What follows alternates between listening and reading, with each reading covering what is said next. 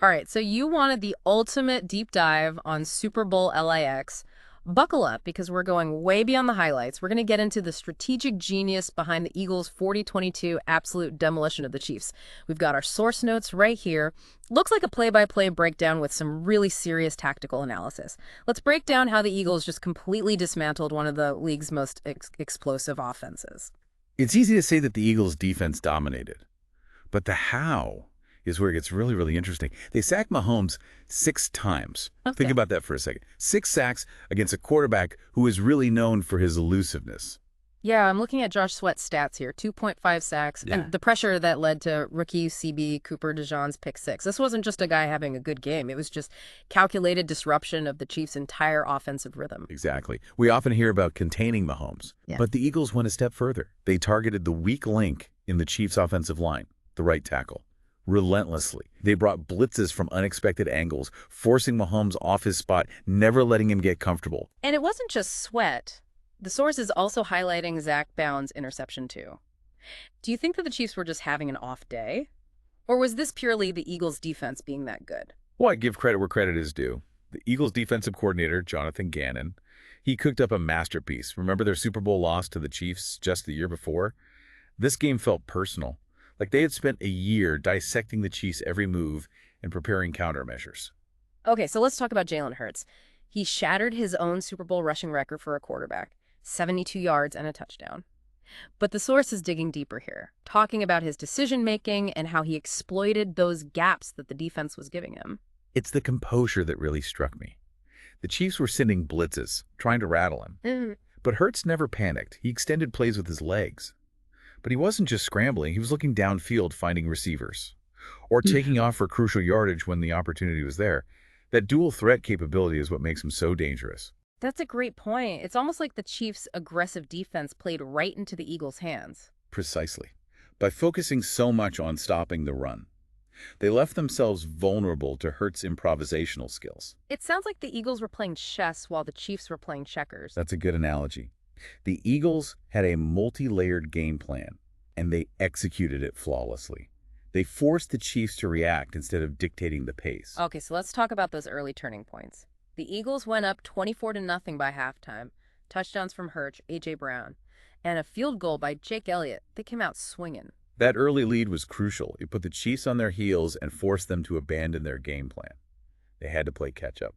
And against a defense as disciplined as the Eagles, that's a tall order. But the Chiefs did try to mount a comeback in the second half.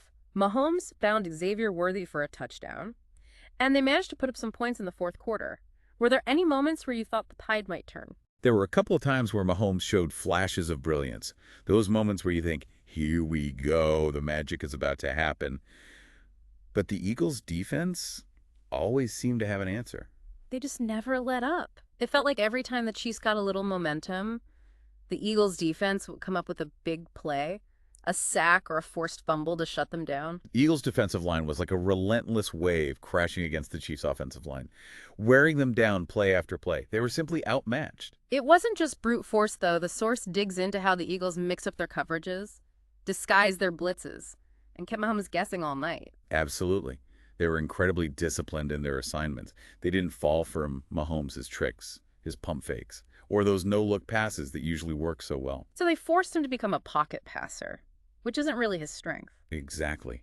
And when you take away his ability to improvise, to extend plays, he becomes a much more manageable quarterback. This is why we love these deep dives. We're getting into the chess match, the strategic nuances that most fans wouldn't pick up on just by watching the game. It's about understanding the why behind the what. It's not just that the Eagles won, it's how they won that's so significant. And that brings us to those unsung heroes, the special teams and coaching. The source mentions Jake Elliott's perfect kicking game, which seems like a small thing, but those field goals added up, especially early on. Field position is everything in a game like this. Yeah. And let's not forget the punt coverage unit. They consistently pinned the Chiefs deep in their own territory, making it that much harder for them to mount a comeback. It's like every aspect of the Eagles' game was clicking. It makes you wonder, was this just a perfect night for them, or is this a sign of a bigger shift in the NFL? It's an interesting question. Could this be the start of a new era where defense reigns supreme? It's too early to say for sure. But the Eagles certainly made a statement. They showed that even in an era of high-powered offenses. A dominant defense can still be the key to winning a championship. It definitely makes you think about how teams will approach roster building and game planning in the future. Maybe we'll see a renewed emphasis on defense. It's possible. Teams are always looking for an edge, and the Eagles just provided a blueprint for how to dismantle a high-octane offense. And the impact of coaching can't be overstated. The source praises Jonathan Gannon's defensive schemes, calling them brilliant. Gannon had a plan for everything. He knew how to exploit the Chiefs' weaknesses, and he put his players in the best possible position to succeed. And on the offensive side, Nick Sirianni and Shane Steichen designed a game plan that perfectly utilized Jalen Hurts' unique skill set. They created a balanced attack that kept the Chiefs guessing. They ran the ball effectively, but they also took shots downfield when the opportunities presented themselves. It was a masterclass in offensive coordination. It's clear that the Eagles' success wasn't just about talent. It was about coaching, preparation, and a team-wide commitment to excellence. Exactly. It was a complete team effort. From the star players to the guys on special teams, everyone contributed to this victory. This deep dive has been incredible. We've gone beyond the box score and really dissected the strategies and nuances that led to this historic win. But even with all this talk about, strategy and X's and O's, sometimes it's the human element that really resonates the most. What's the bigger story here? Well, consider the redemption arc for the Eagles. They lost Super Bowl LIX to these same Chiefs. Remember, this wasn't just a Super Bowl win. It was about conquering a demon, proving their resilience. Yeah, it adds a whole other layer to it. It's like a classic sports movie comeback. But in real life, and for Jalen Hurts, who's faced doubters his whole career, this must feel like validation. Oh, he silenced the critics on the biggest stage imaginable. Not only with stats, but with leadership. The source even mentions how his teammates rallied around him, how his energy was infectious. And for Philly, a city known for its passionate fans, this win must be extra sweet. Absolutely. This goes beyond just a championship. It's about civic pride, shared joy, and those moments that become part of a city's identity. It's fascinating how sports can tap into those deep emotions. It's a reminder that it's not just about the game itself. It's about the stories, the community, the shared experience. And for you, the listener, this deep dive hopefully provided more than just a recap. It's a glimpse into the evolving landscape of the NFL.